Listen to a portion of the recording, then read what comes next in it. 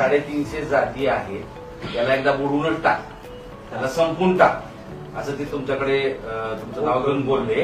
हे सगळं महायुती तुम्हालाच पाहिजे, हे पाहिजे, सगळं पाहिजे, त्याला संपूर्ण टाक म्हणा. नाही, वडंटीवार साहेब आहेत ना, खरं तर ओबीसीच्या 374 ज्या जाती म्हणतायत ना, ते खऱ्या ओबीसीच्या जाती संपवल्याच आहेत. आणि याच्यावरती चिंतन करा ओबीसी गरिबांनी की 374 जाती संपवल्या खऱ्या कोणी.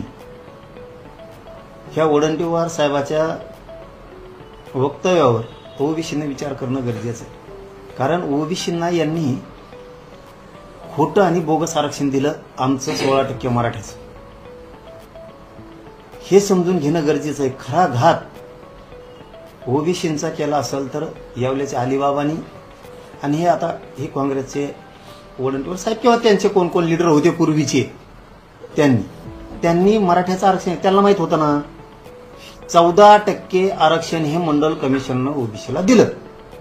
हे आपलं पक्के रजिस्ट्री झाली. आता मग 16% आरक्षण हे मराठ्याचं आहे, हे मराठ्याच्या नावावरती आहे, हे माहीत असताना सुद्धा दिलं.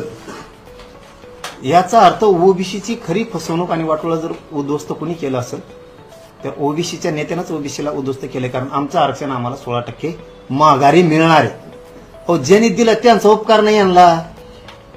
ज्यांनी दिलं आमचं तर दिलं, हो, आमचं तर वाटोळच केलं देणारांनी.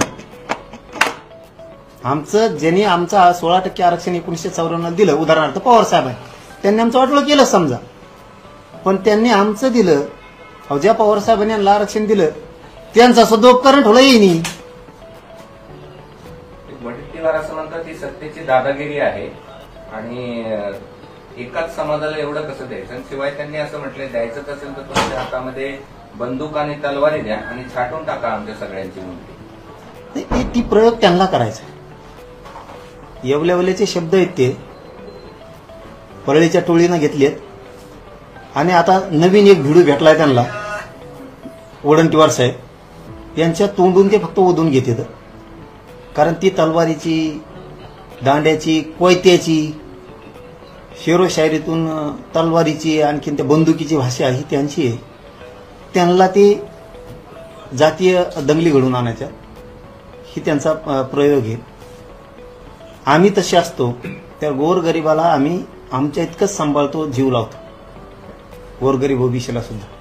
आणि ओबीसीला आमच्याबद्दल थोडाही धाक नाही. कारण आम्ही उलट्या काळजाच्या नाही आहेत. हे राजकीय स्वार्थासाठी ओबीसी त्यांनी डावावर लावलाय.